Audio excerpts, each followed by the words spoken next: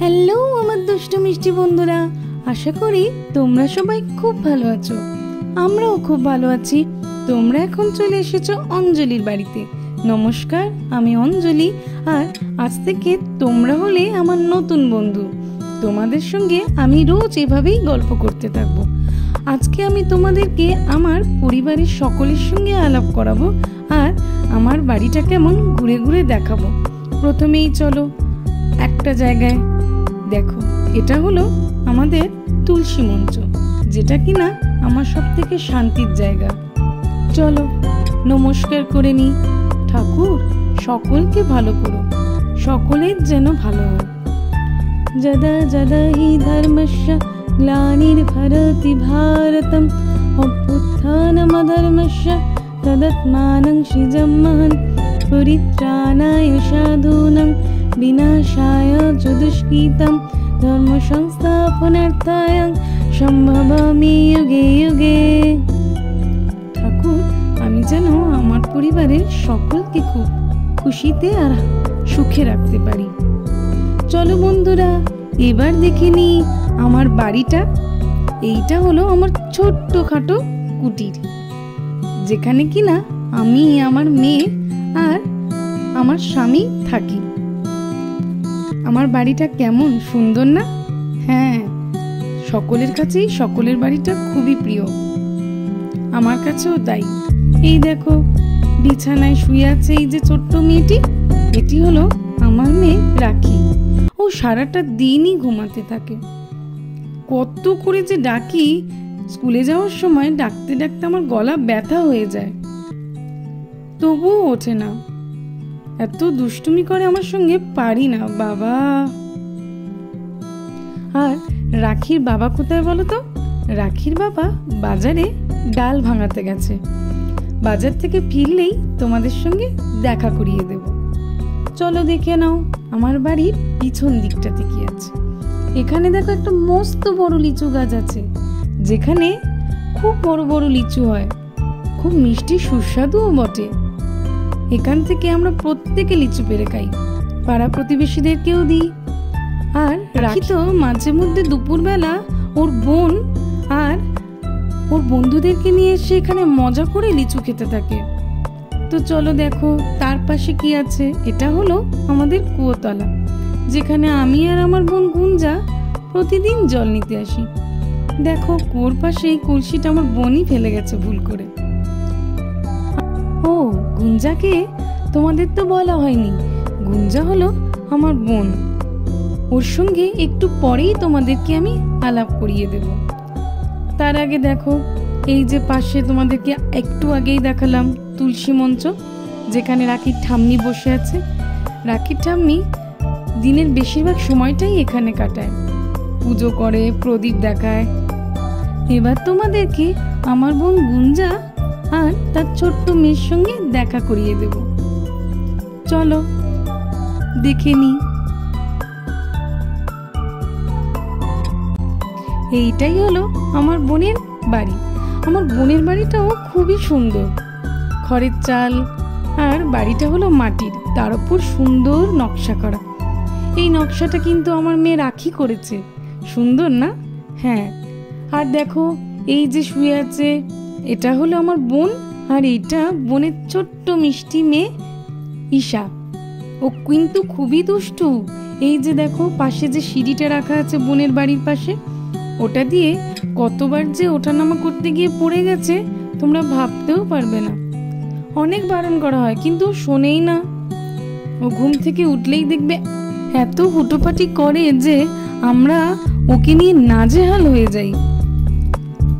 আর আজকে ওরা এখন ঘুমাচ্ছে, তার কারণ হলো আমি অনেক সকাল সকাল উঠেছি আজকে তোমাদের সঙ্গে গল্প করব বলে।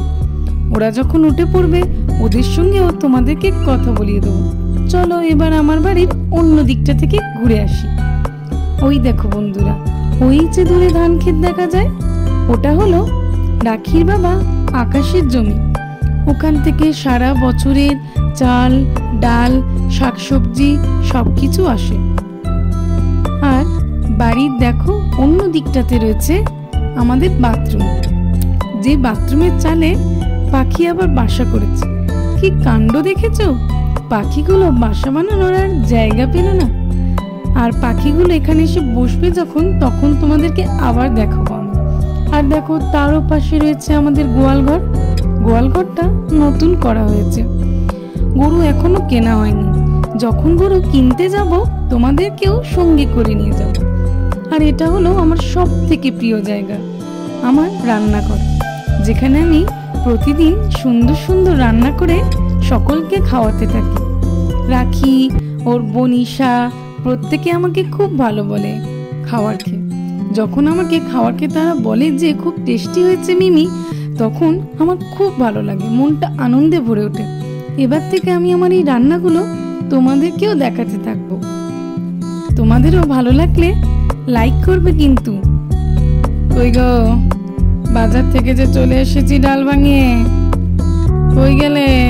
জলখাবার কি করে রেখেছো কিছু? না না, জলখাবার এখনো করিনি, এই তো এবার করব। তুমি চলে এসেছো? হ্যাঁ চলে এসেছি। একটা বাটি দাও তো দেখি, ডালটা ঢেলে দিই। হ্যাঁ হ্যাঁ দিচ্ছি দিচ্ছি, দাঁড়াও দিচ্ছি, একটু অপেক্ষা করো, আমি নিয়ে যাচ্ছি। এই নাও নাও, এই বাটিতে করেই ঢেলে দাও। ঠিক আছে দিচ্ছি, এই বাটিতেই আমি ঢেলে দিচ্ছি। এই নাও, ঢেলে দিয়েছি। এইবারে আমি আবার জমিতে চলে যাচ্ছি, এসে আমি জলখাবার খাবো।